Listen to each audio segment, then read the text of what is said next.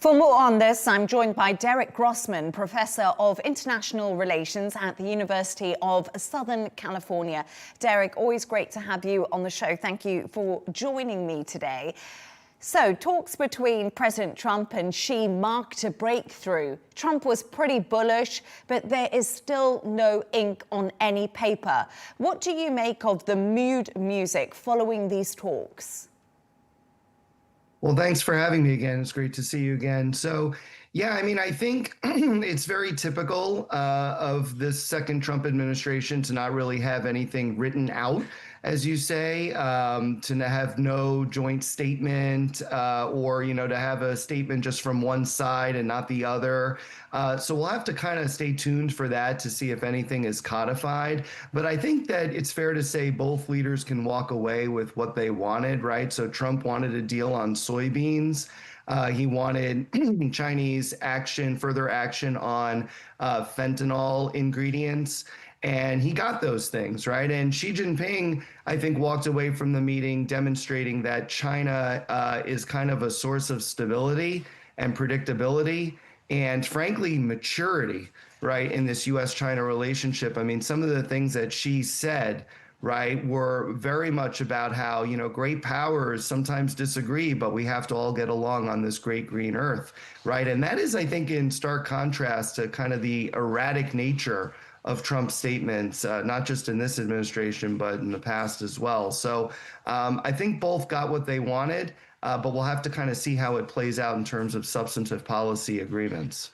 So let's talk about that. The US and China have agreed to a one-year trade truce, you saying they both got what they wanted. But is this just a temporary measure to plaster over the deeper fundamental economic and geopolitical issues that the countries face?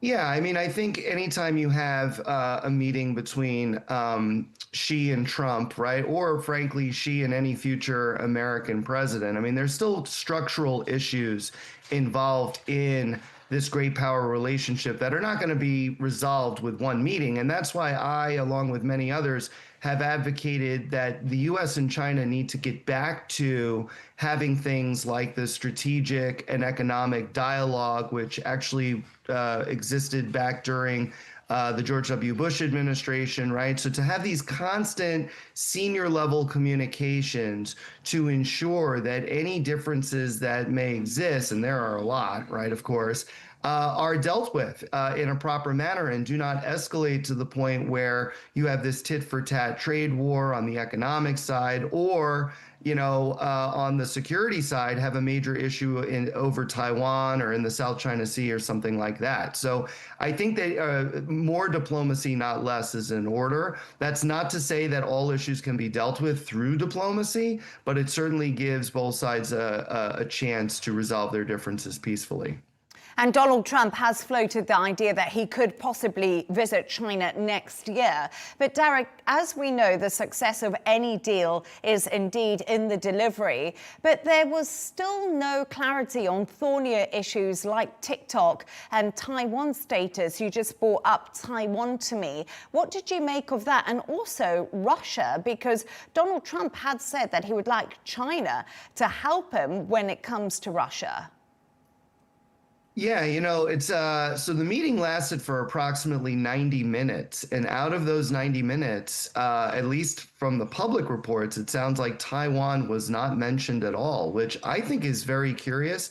And I wonder if it's accurate. Again, 90-minute meetings, not that long, but it's also fairly long, right? So you would imagine at least a couple of minutes were devoted to Taiwan. Xi Jinping certainly wanted the U.S. to move away from its current policy of not supporting Taiwan independence to opposing Taiwan independence, and he's been pretty clear about that. So I'd imagine it did come up, it just hasn't been reported, but it's unclear how Trump responded to that when he's been asked in the past, how would you respond to such a demand or request from China? He said, I'm not going to answer that, right? And there's very few things that Trump does not talk about, right? So that's clearly a very sensitive issue in U.S. policy. And then, in terms of China's support of Russia, they did, in fact, talk about that, probably at a pretty good length. And I think China's response was that, we're going to try to see if there's there's any way that we can do maybe less with Russia, right, in terms of oil imports, but no firm commitments at all, right? And China has actually gone in the opposite direction, has been very supportive of Russia's invasion of Ukraine, especially in the area of selling dual use equipment to Russia that could be used, for drones and for other means of warfare against Ukraine. So I don't see that stopping anytime soon. In fact, I see their cooperation perhaps escalating as the conflict continues to escalate. And I just want to talk to you a little bit about President Donald Trump, because he did do an impression of India's Prime Minister, Narendra Modi. How well is that going down? Well, I don't know how well his impression actually maps with how Modi is in private. Okay, but let's put that aside for a moment, right? Doing impressions of world leaders is probably not a good idea because it's tantamount to making fun of them. And I think in the case of U.S.-India relations, this comes at a particularly sensitive moment.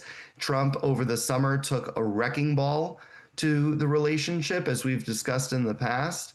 And the U.S. and India are only just now on the path toward recovering from that situation. I mean, this is kind of a longer story, right? But Trump on a near daily basis brings up the fact that he should win the Nobel Peace Prize because he ended the 4-day India-Pakistan war, which Modi and India staunchly disagree with that characterization of the events, right? And also Trump met with Pakistani Field Marshal Asim Munir at the White House for a 2-hour closed-door meeting, and the Indians accuse him as being the mastermind behind the Pahalgam terrorist attack back in April, which actually precipitated the war in May, right? And there are many other reasons why the U.S.-India relationship is in serious trouble. So, doing these kinds of things right now, an impression of Modi doesn't help the situation at all.